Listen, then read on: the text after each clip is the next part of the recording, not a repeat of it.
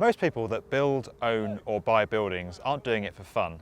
They're doing it to support a desired outcome, to run a business, to run an organisation, or to have somewhere to live. The building process is just a small part of a much bigger picture, but it has a huge influence on how we're able to live our lives. We need to stop thinking about buildings just as buildings and realise they're actually built assets. And that really is what BIM is all about. It's about getting a better handle, a more digital handle on the assets that support our lives, so that we can all improve and be enabled to achieve more.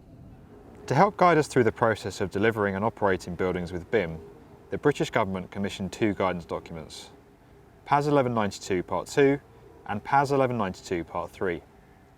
PAS stands for Publicly Available Specification.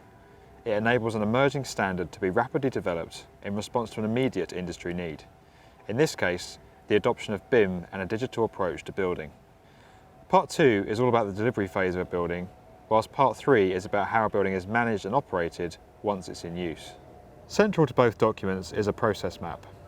This is the map in Part 2 which explains project delivery. There's a good animation of this on the B1M channel. In simple terms, information is stored in graphical and non-graphical form in one shared area called a common data environment. The information increases in richness as the project stages progress until the point of handover, where that complete dataset is passed to the building operator. The dataset or information model is called a product information model in the delivery phase and an asset information model in the operational phase. The whole process is supported by some key bits of documentation. Part 3 extends the information management concepts in Part 2 into the operational phase. It's more flexible than the rigid project process of Part 2 and covers a mixture of planned and unplanned events in an asset's life cycle, such as maintenance, breakdowns, repairs, extensions, refurbishment, or eventually demolition. These are known as non-consequential triggers, basically things which can happen in any order.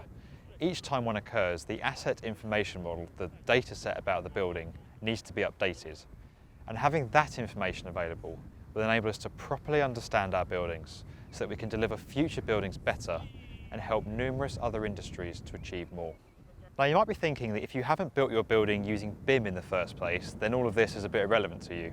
Well, that's not the case. You can apply PAS 1192 Part 3 to the asset management phase of any building, regardless of whether it was commissioned by you, acquired by you, or is already in your ownership.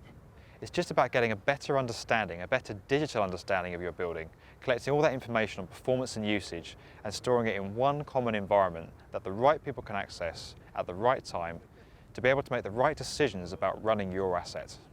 You can start today working towards creating your own asset information model, a single source of approved and validated information for the asset.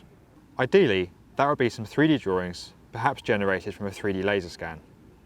You then link files and data into it, data on performance, maintenance regimes, costs, anticipated lifespan, health and safety procedures, and store all of that in an easily accessible, shared digital space, a common data environment.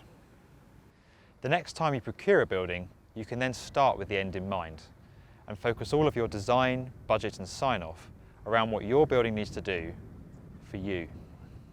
You can find out more in PAS 1192 Part 3 itself, which is a free download from the BSI at this link.